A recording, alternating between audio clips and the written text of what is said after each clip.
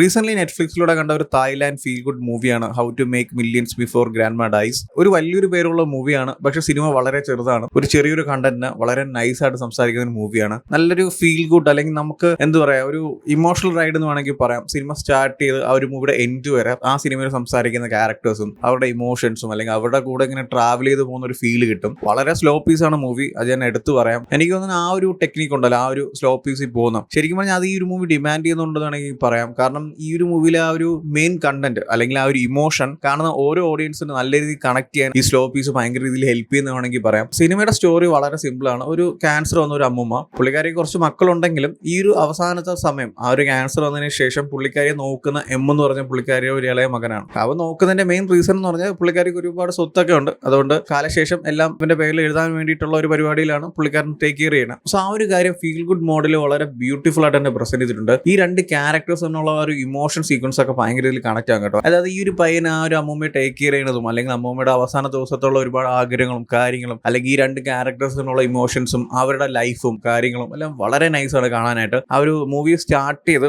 ഈ ഒരു കണ്ടന്റ് ഒക്കെ സംസാരിച്ച് ആ ഒരു ക്ലൈമാക്സ് പോർഷനോട്ട് എത്തുമ്പോൾ നമ്മൾ ശരിക്കും പറഞ്ഞാൽ നമ്മൾ ഇവരുടെ കൂടെ ഇങ്ങനെ ട്രാവൽ ചെയ്യും. ഈ രണ്ട് ക്യാരക്ടേഴ്സിനോട് ഇങ്ങനെ ട്രാവൽ ചെയ്ത് ആ ഒരു മൂവിയുടെ എൻഡിലോട്ടൊക്കെ വരുമ്പോൾ നമ്മൾ ഭയങ്കര രീതിയിൽ ഇമോഷണൽ ആവും. അത്ര ബ്യൂട്ടിഫുൾ ആയിട്ടാണ് ആ ഒരു ക്യാരക്ടേഴ്സിനെയും ആ ഇമോഷൻസിനെയും അല്ലെങ്കിൽ ആ സ്റ്റോറി ടെല്ലിംഗ് ഒക്കെ ഒരു പ്രസന്റ് ചെയ്തിരിക്കുന്നത്. എനിക്ക് നല്ല രീതിക്ക് ഇഷ്ടപ്പെട്ടു കേട്ടോ. കാരണം ആ ഒരു മൂവിയുടെ സ്റ്റാർട്ടിംഗ് തൊട്ട് ആ ഒരു എൻഡ് വരെ ആ ഒരു ക്യാരക്ടേഴ്സിന്റെ കൂടെ നമ്മൾ ഇങ്ങനെ ട്രാവൽ ചെയ്ത് ആ ഒരു ഇമോഷൻസും അവരുടെ ഡേ ടു ഡേ ലൈഫും എല്ലാം കണ്ടിങ്ങനെ വരുമ്പോൾ നല്ലൊരു ഫീലാണ് സിനിമ കാണാനായിട്ട്. ചെറിയൊരു കഥയാണെങ്കിൽ നല്ല അടിപൊളിയായിട്ട് സിനിമയിൽ അത് പ്രസന്റ് ചെയ്ത് വെച്ചിട്ടുണ്ട്. ഒരിക്കലും ഒരു ഫാസ്റ്റ് പേസ് മൂവിയാണ് അല്ലെങ്കിൽ ഭയങ്കര എൻഗേജിംഗ് ആയിട്ടുള്ള മൂവി ആയിരിക്കും എന്നൊരു മൈൻഡ് സെറ്റിൽ ഒരിക്കലും മൂവി അപ്രോച്ച് ചെയ്തത് അങ്ങനെയല്ല. ഇപ്പോൾ നമ്മൾ റീസെന്റ് കണ്ട മെയ് അഴകനുണ്ടല്ലോ, മെയ് അഴകലിനും ഇതുപോലെയാണ്. ഒരു കണ്ടന്റിനെ രണ്ട് ക്യാരക്ടേഴ്സിൽ കൂടെ സംസാരിച്ചു. അതുപോലെ തന്നെ ഇതിലും രണ്ട് ഡിഫറെന്റ് അപ്രോച്ചാണ്, രണ്ട് കഥകളാണ്, രണ്ട് ഏരിയയിൽ നിൽക്കുന്ന സ്റ്റോറീസ് ആണ്. പക്ഷെ അതുപോലെ തന്നെയാണ് ഇതിന്റെ കോൺസെപ്റ്റ് എന്ന് പറയുന്നത്. രണ്ട് ക്യാരക്ടേഴ്സിന്റെ ലൈഫിൽ നടക്കുന്ന കുറച്ച് കാര്യങ്ങൾ സംസാരിച്ച് പോകുന്നതുകൊണ്ട് തന്നെ നല്ലൊരു ഫീലാണ് സിനിമ കാണാനായിട്ട്. സോ എന്തായാലും ചെക്ക് ചെയ്ത് നോക്കുക. ഫീൽ ഗുഡ് മൂവീസ് ഒക്കെ ഇഷ്ടമുള്ളവരാണെങ്കിൽ നിങ്ങൾ തീർച്ചയായിട്ടും കണ്ടിരിക്കേണ്ട ഒരു മൂവിയാണ്. ഓൾറെഡി ഈ മൂവി കണ്ടവരാണെങ്കിൽ നിങ്ങളുടെ ഒപ്പീനിയൻസ് എന്താ വെച്ചാൽ കമന്റ് ചെയ്യൂ. വീഡിയോ ഇഷ്ടപ്പെട്ടാൽ ലൈക്ക് ചെയ്യൂ, ഷെയർ ചെയ്യൂ. ഇതുപോലത്തെ കൂടുതൽ വീഡിയോസിനായി ചാനൽ സബ്സ്ക്രൈബ് ചെയ്യൂ. Thank you so much.